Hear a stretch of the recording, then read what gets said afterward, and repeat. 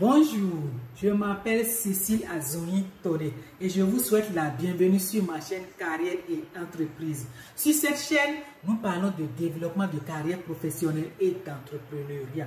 Parce que nous sommes convaincus qu'il n'y a pas de voie royale. Que vous soyez entrepreneur, que vous soyez salarié, vous avez votre pierre à apporter à l'édifice. Aujourd'hui, nous allons aborder la gestion du temps et plus précisément l'une des causes qui bouffent ou qui volent notre temps.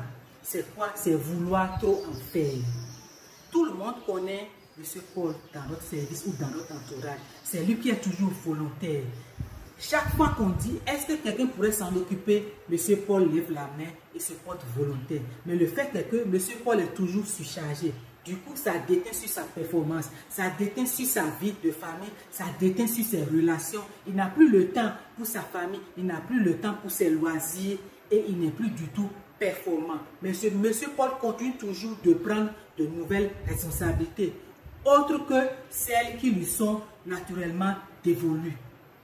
Pour arrêter définitivement de vous comporter comme M. Paul ou bien d'éviter de l'être, voici 5 conseils.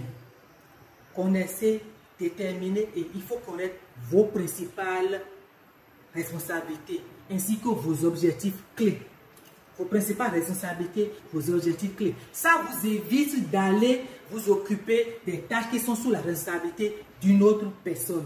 Deuxième conseil, évitez de vouloir prendre les choses en main. Dès que quelqu'un ne fait pas correctement son travail, vous partez prendre les choses en main. C'est bon, ça permet aux choses d'être faites. Mais non, ce n'est pas intéressant pour vous. Et pour les autres non plus. Parce qu'à chaque fois que vous partez faire les choses à la place des autres, ils ne s'amélioreront jamais.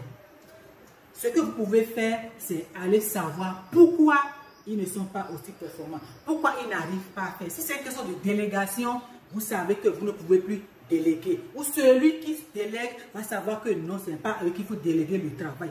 Maintenant, si c'est une question de temps, si c'est une question de moyens, mettez les moyens à leur disposition. S'il faut les former, formez-les. Mais évitez d'aller faire le travail à leur place parce que vous ne leur rendez pas service. C'est à force de s'exercer qu'on s'améliore. Et à force de le faire à leur place, ils ne pourront jamais s'améliorer. Troisième conseil, arrêtez de penser que tout doit être fait. Arrêtez de croire que tout doit être fait. La loi de Pareto dit ceci. 20% des actions conduisent à 80% des résultats. Alors, décidez, focalisez et recherchez les 20% de ces actions et focalisez-vous là-dessus. Et évitez les 80% autres ou reléguez-les au second plan. Quatrième conseil, apprenez à dire non à vos collègues, apprenez à dire non à votre supérieur.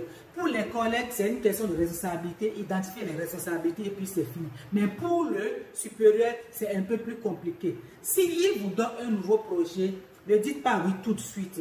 Demandez un temps de réflexion et ce temps va vous permettre de préparer votre réponse. Alors, prenez ce temps et listez tous les projets sur lesquels vous êtes ainsi que les dates butoirs. Et retournez vers votre supérieur et listez tous ces projets avec les dates butoirs, y compris le nouveau projet qu'il voudrait vous confier. Et demandez-lui une priorisation. Souvent, il vous décharge. Parfois, il vous laisse toujours le travail. Et dans ce cas, il fait une priorisation. Et là, ce n'est plus votre responsabilité. Ce n'est plus sous votre bras. Une dernière chose, cinquième conseil, le conseil le plus capital, mettez votre bien-être au cœur de toutes les décisions.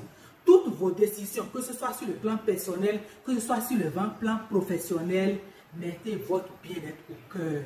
Si vous êtes trop non performant, vous serez remplacé au bureau. Si vous mourrez à la maison, on trouvera quelqu'un d'autre pour s'occuper des responsabilités que vous avez l'habitude de mener. Donc, votre bien-être compte le plus pour vous. Tenez-vous-en disant oui ou en disant non. Alors, je suis à la fin de cette vidéo dans Rendez-vous avec Cécile. Si ça vous est utile, likez, commentez et surtout partagez dans vos réseaux. Ça pourrait aider plus d'un à le sauver de cette cause qui est de vouloir trop en faire, qui bouffe notre temps. Merci et à très vite pour une autre vidéo. Ciao!